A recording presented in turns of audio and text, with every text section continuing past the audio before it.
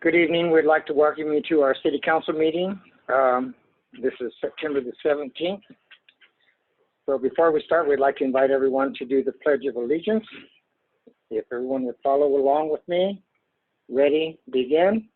I pledge allegiance to the flag of the United States of America and to the republic for which it stands, one nation, under God, indivisible, with liberty and justice for all.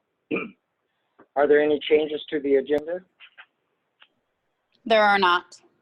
Okay. Do we have a motion for council's approval of the agenda? Motion. We have a motion. Do we have a second? Second. We have a second. All those in favor say aye. Aye.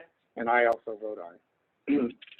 Awards, presentations, appointments, and proclamations, we have none. Citizens' comments. This section of the agenda allows members of the public to address the City Council on any item within the jurisdiction of the Council. Members of the public, when recognized by the mayor, should come forward to the lectern, identify yourself, and use the microphone. Comments are normally limited to 3 minutes. In accordance with state open meeting laws, no action will be taken by the City Council this evening, and all items will be referred to staff for follow-up and a report. We have, Mara, do you have any citizens' comments? Mayor, I don't have any, but I think Shannon. I have, okay. Yeah, we do have one, and I'm going to read it. This is from Carol Williams, and it says, I ask that this comment be read at tonight's City Council meeting. I hope it was received. Thank you and God bless. There's 2 items. It says, 1, with the amount of large diesel trucks going through town on Elm Street, it will need to be totally redone soon. Aren't trucks supposed to use the truck route? Why is this being allowed? Item 2 is, how long is council going to keep turning a blind eye to the antics of that councilwoman? I've been showed where she and her husband has been harassing residents, businesses, and city employees and people currently running for council. Don't you guys have a code of ethics? If she can't control herself or him, she should just step down. And what is this she said about the city lying for businesses? The city needs to be more picky about who they vote for because this is unacceptable. Carol. Thank you. Is there any other comments? We have one more. And that is from Nathan, you should be able to go ahead and speak now. All right, can you guys hear me? yes. Yes.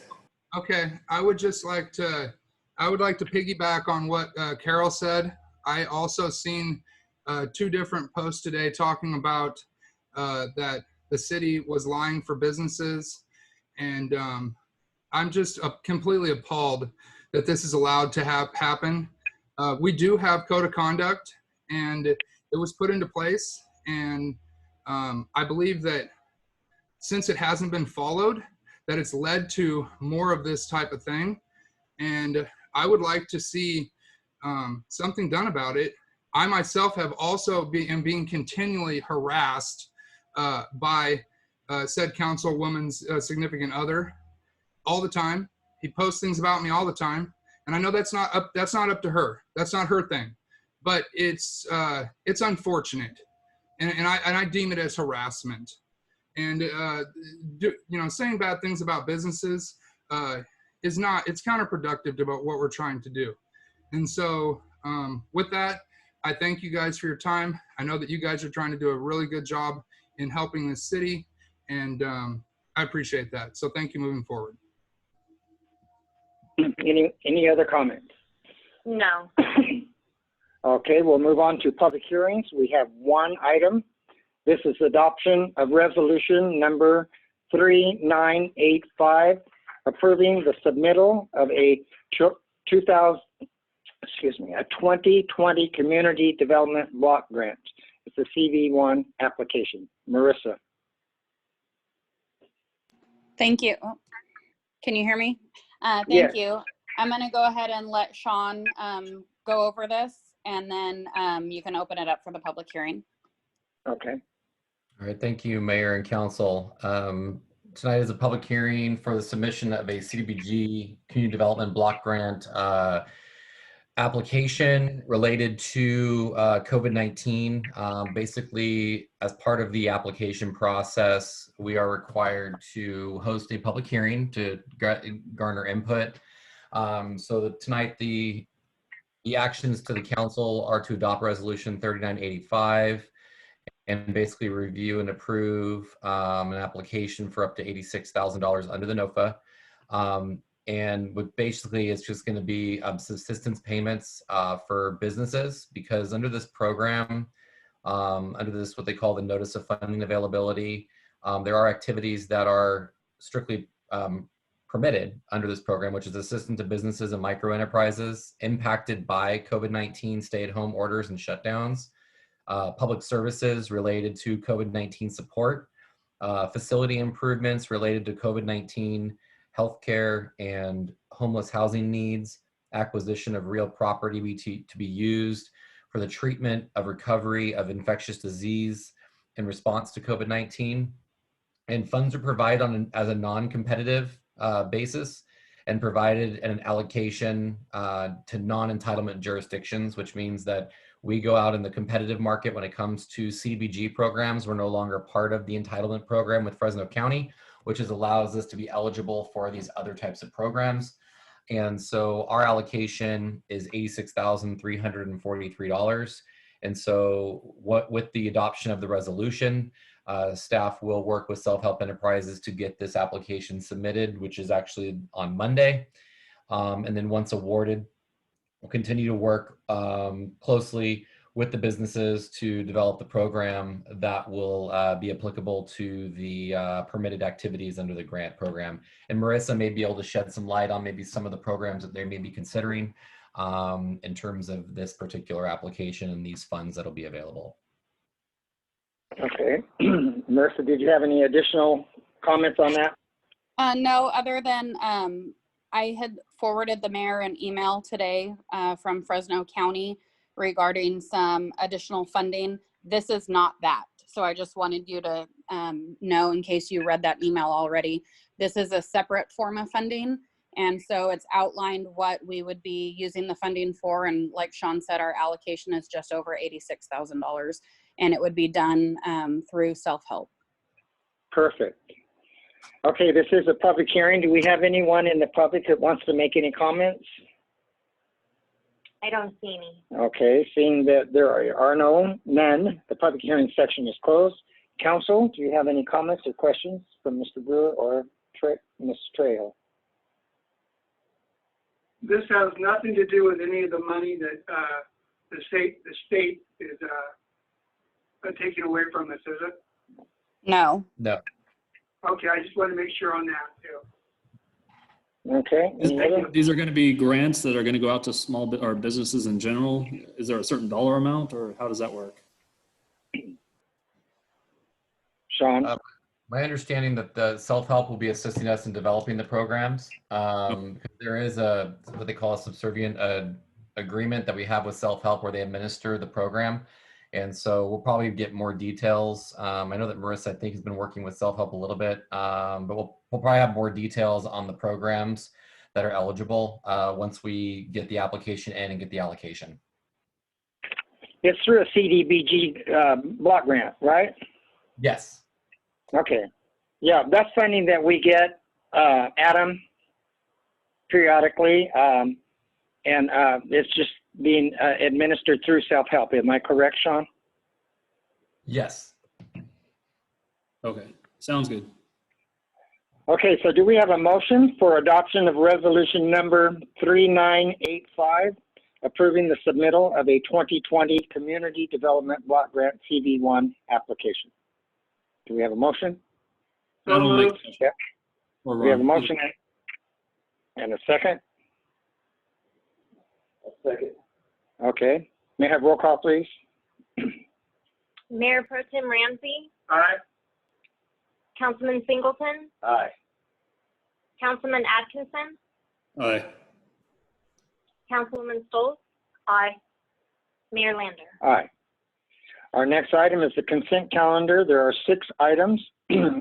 Item 1 is approve the minutes of September the 3rd, 2020. Item 2 is the 2020-2021 COPS spending plan. Item 3 is the report of sale of Coalinga Police Department surplus property and authorization to allocate funds. Item 4 is council authorization to appropriate additional funds to the hydraulic control structure improvements project at the wastewater treatment plant related to bypass services, rain for rent. Item 5 is authorize Public Works to allow Tanco Lighting to begin street light ownership and audit project. Item 6 is Public Works and Utilities monthly report for August 2020. Are there any items that you'd like to pull or discuss, council? 3. Item 3, Tanya? Chief, are you here? Darren, can you hear us? Yes, I'm here. Yeah. Can you just give us a quick rundown of this? I read your staff report, but I just want you to cover it real quick. Sure, let me pull it up here right quick. Back in February 2nd, 2020, the council, at the council meeting, authorized the sale of our current Glock handguns with the purchase of new firearms. And then on the 18th of 2020, the council authorized the sale of department surplus radios via online auction site. For the sale of the guns, we've received $9,950 for the price of the Glock guns that we've sold out. And for the auction surplus radios, we received $804.34 for a total of $10,754.34. The department would like to use some of that funds to buy new conference room chairs and desks for its offices. And the remaining proceeds, approximately $9,554, would go towards new flooring in the lobby, hallway, and our records department. So in other words, it's, everything would be covered, correct? Correct. Financial. All this money that we took in would come out and go towards these items. Okay, including the floor, right? Correct. Thank you. Any You're other welcome. items? Thank you, Darren. Any other items that anyone would want to talk about or pull? Okay, so do I have a motion for approval of the consent calendar? I'll make that motion. We have a motion by Tanya. Do we have a second? I'll second. Ray Singleton, second. May I have roll call, please? Councilwoman Stoll? Aye. Councilman Singleton? Aye. Councilman Atkinson? Aye. Mayor Pro Tem Ramsey? Aye. Mayor Lander? Aye. Item 6, ordinance presentation, discussion, and potential action items. We have one item, excuse me. That is discussion, direction, and potential action regarding the police department transitioning to hybrid police vehicles and the installation of charging stations. Darren, Chief Blevins.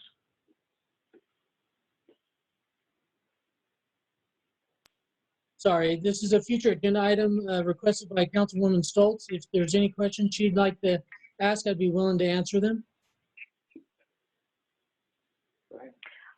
I'm curious as to your guys' the department's interest. If you're wanting to do this, I mean, I read through everything, or not so much. I hate to put you on the spot, but It comes out after you total the price of the vehicle, the equipment, and the gas mileage for the hybrid versus the fuel vehicle. There's roughly just a little over $1,000 cost savings going to the hybrid vehicle, and that's just in fuel. So if we were to go to this, it would be, I would want to replace 2 of my vehicles in next year's COPS grant, which we can obtain, try and get a $20,000 grant from the San Joaquin Air Pollution Board. If we're granted that, that would pay $20,000 towards the vehicle and the remaining coming out. As far as the gas, it makes no difference to us. We really don't get into a whole lot of high-speed chases other than this morning. But we can go either way. It doesn't, the vehicles operate just like the gas vehicles, and we can go either way with any of the vehicles. Any other input or comments on this issue? So as I'm understanding, it would be 12,000 with the grant covering 6 and 6 out of the city's budget, and then an annual of the 329 for the first 3 years. That's for the charging stations. For the police Okay. vehicles, it's let me look here. It's about about 1,089 to go to the hybrids savings.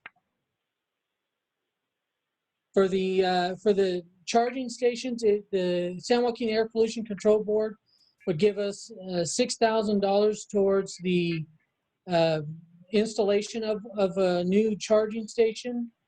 And the difference between the charging stations, if we put 2 of them in, it'd be $12,000.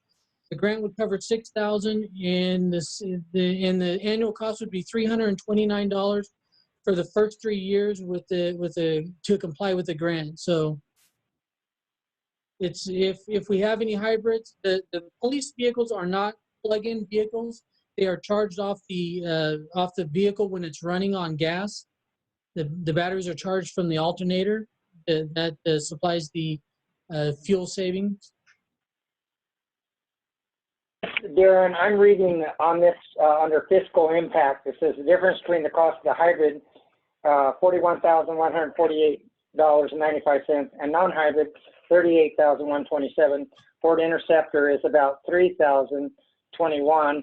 The estimated cost of savings of fuel savings, an estimated savings of $928 with a hybrid Ford Interceptor. The non-hybrid Ford Interceptor may be a better option. So a non-hybrid might be a better option. Is that correct?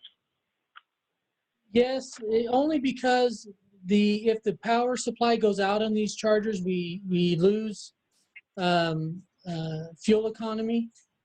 The gas, if we put gas in it, they'll go as far as gas will take us, and we get more torque and more speed out of the gas vehicles than we do out of the hybrids. Okay, that answered my question. Okay, thank you. Any other comments? Thanks for doing all the research. Oh, that was Sean, my commander. He did all the work for that one. Thank you to Sean. Okay, so we need direction and potential action regarding the police department transitioning to hybrid police vehicles and the installation of charging stations. At this time, I would say no to that, and based upon the Ford Interceptor and what the chief just had to say in regard to fuel costs, plus power. Yeah. Is anyone else agreeing with me? Yep. I agree. Yeah, I think we can bring this up at another time, maybe, and once they get better on these things, because they're getting better every year. So they just don't have any power these years. Right. Adam, do you have any input on that? No, I'm all good. Okay. Mr. Mayor? Thank you. Yes. And I'm not looking to go to purchase any more vehicles until next fiscal year with my COPS grant. So this year I have a payment left of my current loans for my vehicles, and we can live with what we got for another year. Perfect. Okay, thank you, Darren. Thank you very much. Okay, our next item is announcements. City manager, you have any announcements? Sean has one, and I'll let him make his announcement first, if that's okay. Okay, yeah. Thanks, Marissa. Josh? I just want to make a quick announcement. I know that Marissa had posted some information on the Facebook page, the city's Facebook page, about the water and sewer rate increase discussions. So, I just wanted to let everybody know that's on the meeting, and I know this is recorded so people are aware that on We lost contact. city staff and our consultant, Dan Bergman, will be hosting an informational meeting regarding the potential water and sewer rate increases. We want the residents and citizens to use this virtual meeting as to submit your questions and to hear other questions or concerns. So we want to be able give the residents the opportunity to be able to convey some of their concerns and questions they may have circulating, because I know there are a lot of questions being circulated online, and so we want to make sure we can clarify what's going to occur with these rate increases. So there's information on our website, and then also I think it's been posted on Facebook, so there should be that information as well. So if anybody has any questions, they can contact me, or they can go online and get some additional information regarding the Zoom links and dial-in information. Okay, we had a glitch while you were talking there. At the time, is there a time that this is going to transpire? Oh, sorry. I saw it said unstable connection for a second there. Okay, so September 29th at 11 a.m. and October 8th at 6 p.m. we'll be hosting an informational meeting regarding the potential water and sewer rates that'll allow the residents the opportunity to submit questions and hear other questions and voice concerns regarding the potential rate increase. And that will give them an opportunity to provide that. And then we will answer those questions to the best of our ability to clarify any concerns or confusion that may be out there. Okay, thank you very much. Marissa, you had announcements? Yes, just a few. We have had a few COVID testing dates. Today there was one at the college. It's actually supposed to be going on until 7 p.m. today in the West Hills College parking lot. It's in the parking lot that has the EECU ATM. And I know that a lot of people are not interested in being tested. I'm not trying to persuade anyone to test, but we do need higher test numbers in Fresno County, and we need more negative test results in order for Fresno County to be able to reopen. So if anyone's interested in being tested, it is free. Today they were doing up to 200 tests. There will be another day in a few weeks that they'll come out to do testing again. So I just wanted to touch on that in case anybody was wondering why we keep having these free testing days. And then we have been doing the follow-up for the code enforcement violations that were sent out in regard to the city beautification week. And most people have complied and brought their property into compliance. So that's great. We're not fully done yet. We do still have some properties to re-inspect, but so far it's been a really good response. And then the last thing I wanted to say is I've gotten a few calls this week and Facebook messages asking if the city is going to be canceling Halloween this year. I have been telling everyone that there has been no action taken by the city to cancel Halloween, and I don't anticipate that happening. And so I just wanted to say it on record at the council meeting so that if anyone else had that same question, no council members have requested a future agenda item to do anything to stop Halloween activities. So as it gets closer, we will post some tips on the city's Facebook page about how to trick or treat safely. But as of right now, I have no knowledge of any city council member interested in canceling Halloween this year.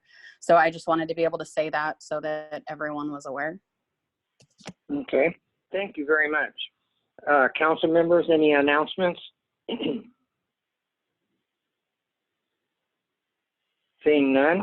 Oh, Ron? I'm sorry. Go ahead. I talked to Jim on the Coalinga sign and stuff, and anyway, he's going to present at the next meeting some more alternatives. I know we decided on that one, but he's got a lot more alternatives, and we're going to get some more pictures for it, and we'll go from there on that. In God we trust. Okay, perfect. Okay, Mayor, Mayor's if I can, sorry. Yes, go ahead. Go ahead. If I can say one more thing, I was going to ask Sean if he could share some exciting news with the community about Jared and Cody's test results. Yes. Yeah, no, I'd love to. Yes, we actually did a little bit of a celebration for a couple guys out at the water plant. Jared Salona recently passed his T4 treatment license, so he has been serving as our chief plant operator. So it's just awesome to have an in-house chief plant operator now working at the city. And Cody recently passed his T3, so now we have what we consider a shift operator, which is someone that can handle the plant while Jared is either on vacation or off. And so it's nice to see some of our in-house guys moving forward and passing these are tough tests. And so I congratulate both of them. They've worked really hard, studied hard, and the state was gracious enough to allow these tests to occur because they have canceled their tests. So a lot of guys in public works, unfortunately, have not been able to take their distribution licenses. But the state was able to allow Cody and Jared to take their treatment licenses under what we told them was kind of an emergency where we needed to make sure we had proper licensed operators at the water treatment plant. So again, congratulations to Jared and Cody. Yes, congratulations. That's a real plus. Thank you very much. Under mayor's announcements, I have one announcement. I met with the Chamber of Commerce today, and I had a very, very long conversation with Benjamin. And one of the things that was brought up was the I don't know how I want to say this, but not a lack, well, it could say a lack, but a lack of communication between the City Council and the Chamber of Commerce board, the two boards, and their concerns are how that we can revive businesses in Coalinga, especially in view of the COVID situation. So a very, very lengthy discussion.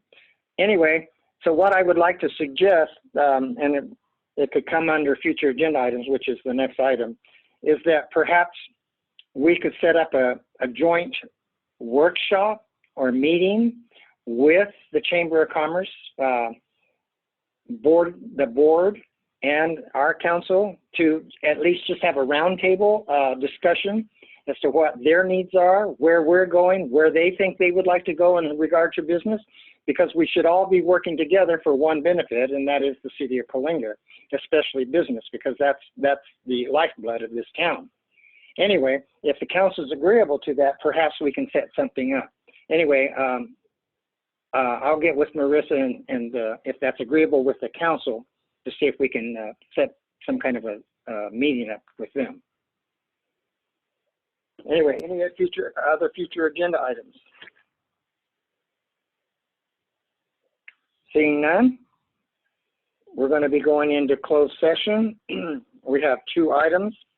One is real property negotiations, Government Code Section 54956.8.